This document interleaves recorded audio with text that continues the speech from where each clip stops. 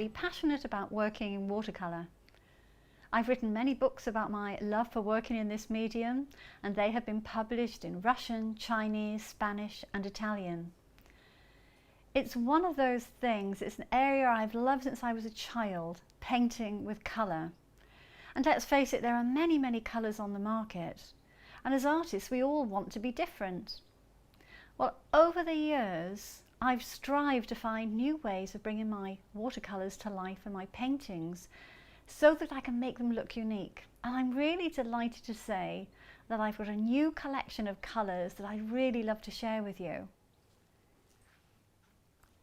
Daniel Smith Shimmer Sets. Why shimmer sets? Have you noticed when you're walking around in life you might see dewdrops on flowers or sparkles on the surface of water, even light hitting the back of the head of a subject? And with watercolour there are many ways to achieve that, but with these fabulous products I can do that far more easily.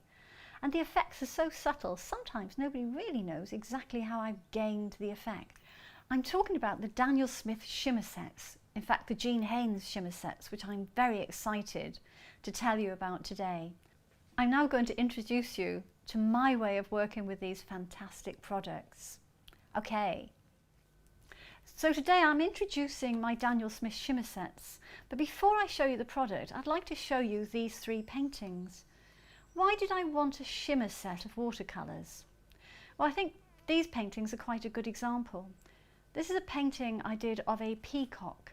I really love it as it is. I know under glass, if it was framed, you would get a really nice effect, but not as good as if I added just a tiny touch of an iridescent colour, somewhere subtly, so I'll do that in a minute.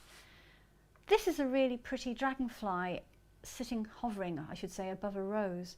That's really pretty too, and I've used shimmer colours here. But I think this larger painting gives you a much better idea. This is painted with several shades of blue forming a diagonal line around these beautiful white flowers.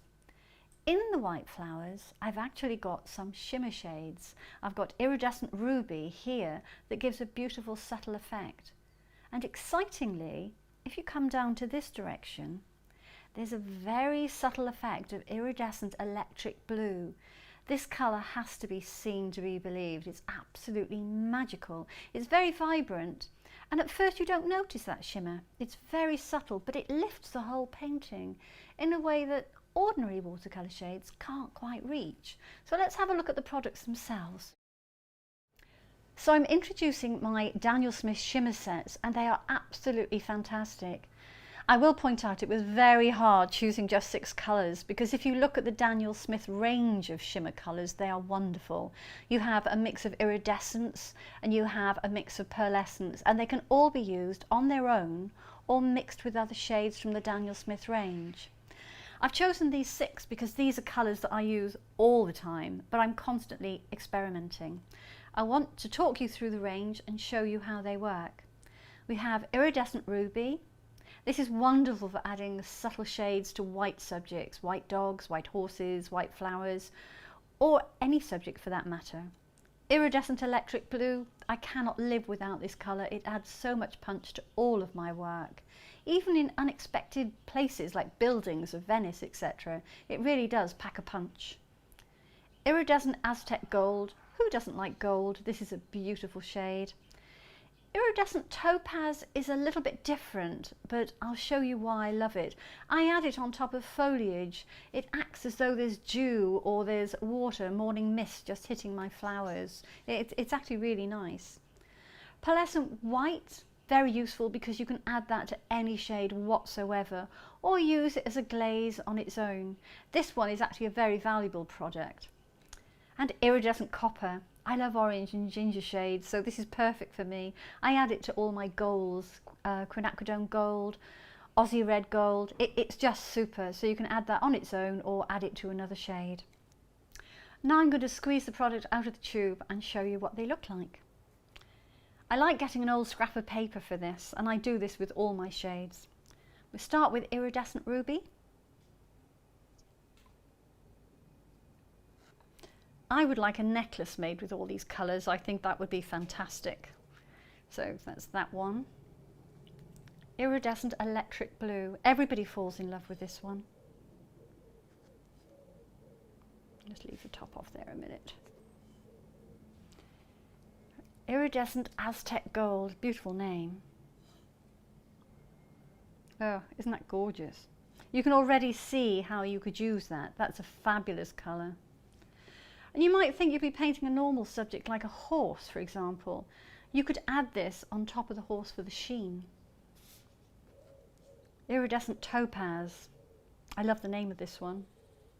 Whoops. I have to explain, we're actually filming on one of the hottest days ever, unusually. In the UK, usually we have rain and cool weather, but these tubes have been in the heat, so that's why they're eager to jump out. Pearlescent White.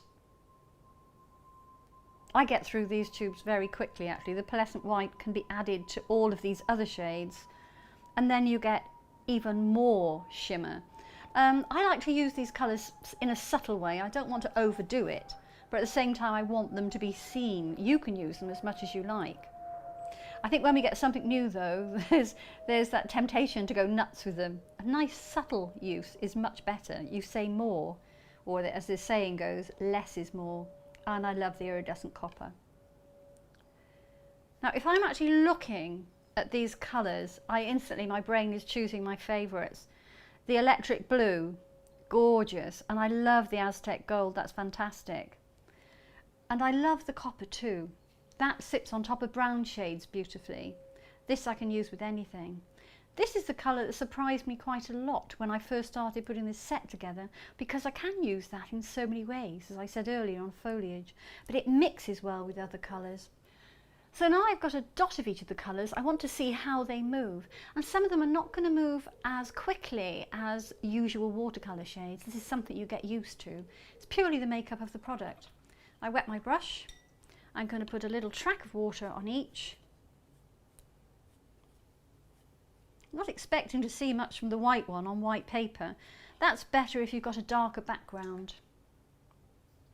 Let's start from this side, bringing that lovely gold in.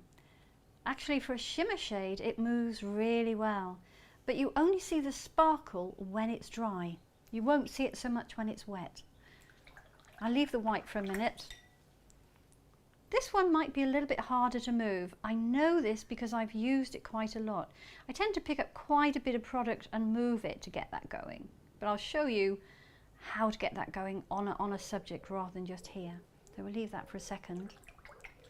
Coming to my favourite, I love that noise for the water swirling. There we go. So the gold, again it's a little bit slow to move, but once you get it going it's actually really nice. I'm leaving my favourite to last. It's like having a chocolate box. My favourite's the nutty one. I always leave that to last. The electric blue I adore. The ruby as well, this is a little bit slower to move, but again once you get it going you can get the colours running down. Now, as I said, you don't see the shimmer until they're dry. You just keep that moving. Let's see what happens with this blue. I can't wait to combine these two. This is already sparkling in a really pretty way.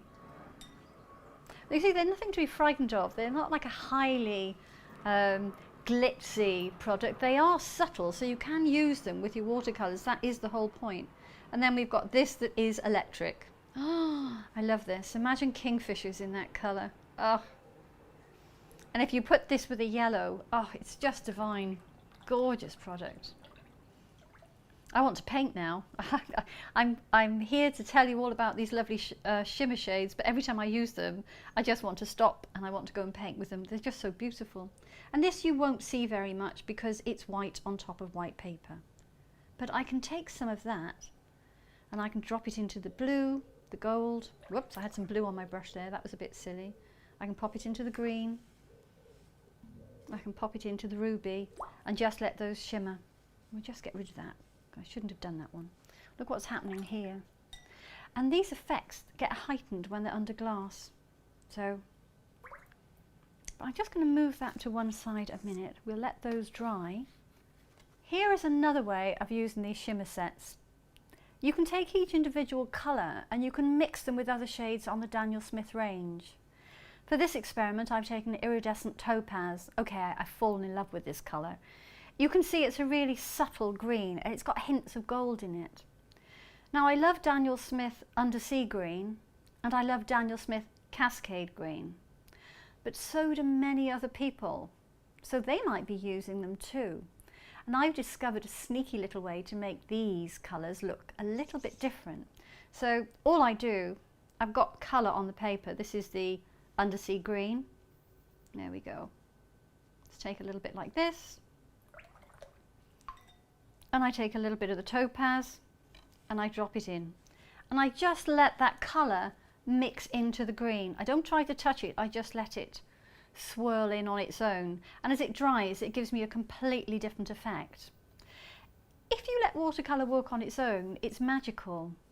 But we often as artists try to push it around too much. Actually, that will dry far better without me playing with it all the time. So a little bit of Cascade Green here. Cascade Green is a beautiful green, but it actually does come out quite turquoisey when it dries, and pigments can separate. You can get a really strong blue, which is beautiful. I'll take the topaz again and drop that in there and just let it do its own thing. In a big wash, this is quite exciting. But you might think that the topaz is a greeny shade anyway. What about trying it with something a little bit more unusual? So I took Aussie Red Gold, again from the Daniel Smith range, which I love this colour. Look how vibrant that is. It's just, this is a feel-good colour. If you're not feeling very happy or not very well, get a tube of Aussie Red Gold and you'll feel brilliant in seconds when you use it. I'll take a little bit of my topaz and just literally drop it in. And it's like an electric light bulb. It goes in and it just lifts that colour. It's fantastic. So you see, when you're using them on their own, you might look at them here and think, well, how would I use those colours? The excitement comes from experimenting, because you become unique as an artist. You find ways of using them that nobody else can or has discovered. So this is me playing with these colours, and I'm getting really excited about my effects. When I come to do my serious artwork, I will now be painting, creating unique work. Everyone's going to be looking at my finishing results and thinking, how on earth did she do that? So if you don't tell anyone and keep it a secret, the secret is my Daniel Smith shimmer sets. They're absolutely fantastic.